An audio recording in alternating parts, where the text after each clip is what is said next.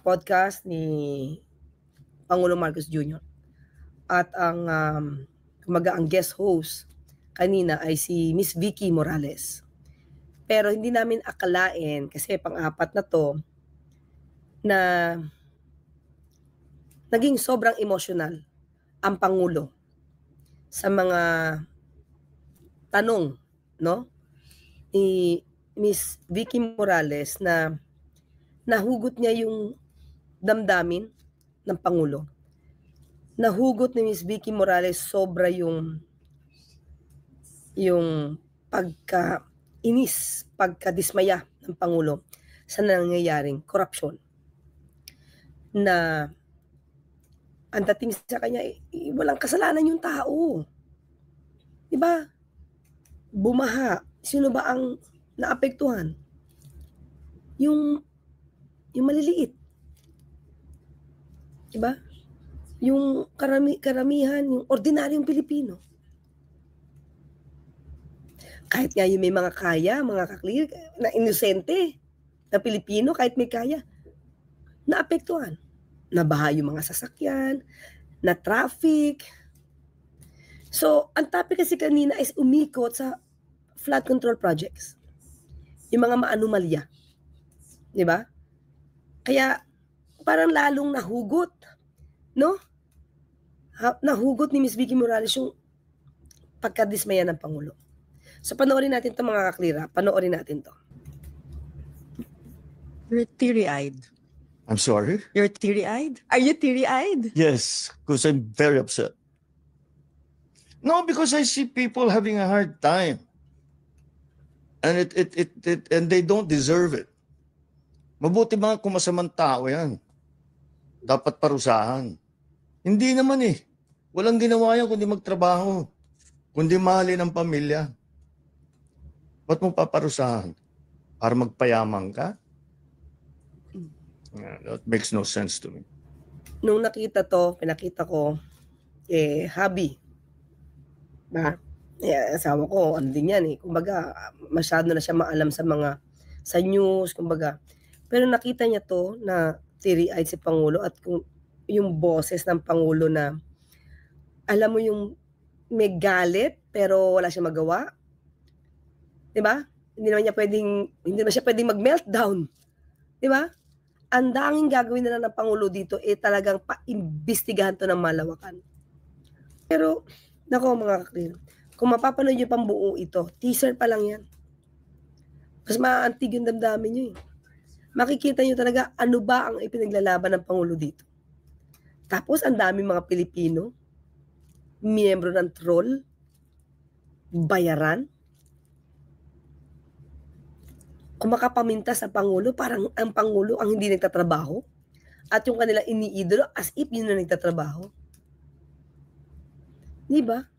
Dahil lang sa pera. Dahil lang sa pera. Maninira at maninira. Mga kaklir. Mga kaklir ako, panoorin nyo talaga tong episode na to ng buo. Ha? Kasi ang mangyayari dito, mga kaklir, ay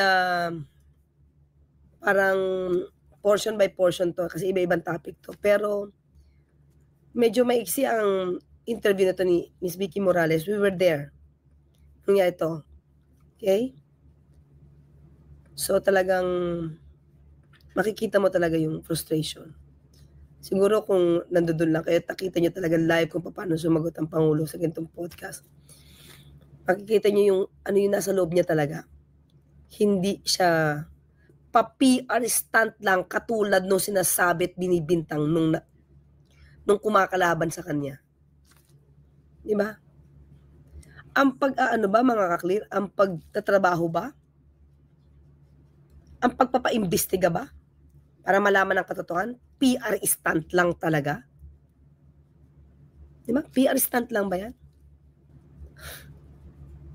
Yung mga ganun tao, na PR stunt, sarswela, walang mangyayari dyan, dahil kung seryoso ka, isang araw lang, tapos na yan.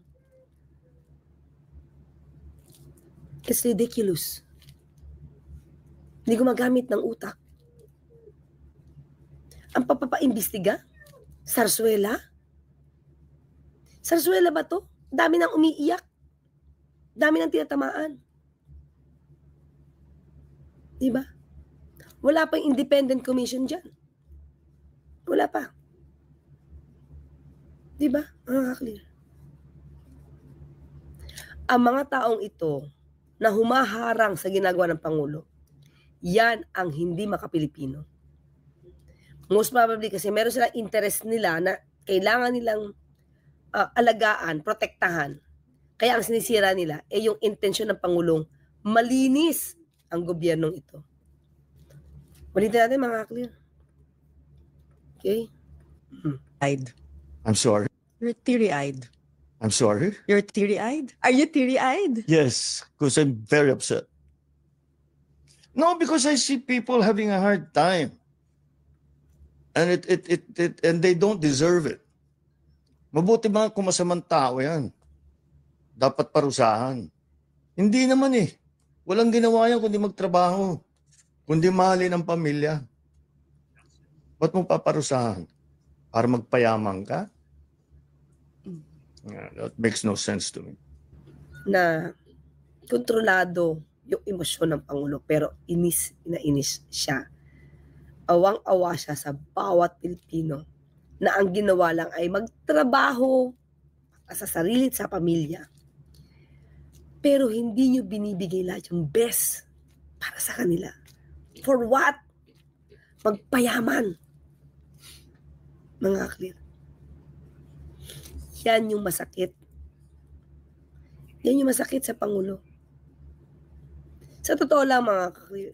Kasi at the time na ako'y napasok dyan, ako naiyak na tuloy ako. Ano ba yan? Napasok ako dyan, syempre at the time, di ko naman alam kung gaano siya kasipag. Really. Kasi ang dami-dami mga negative na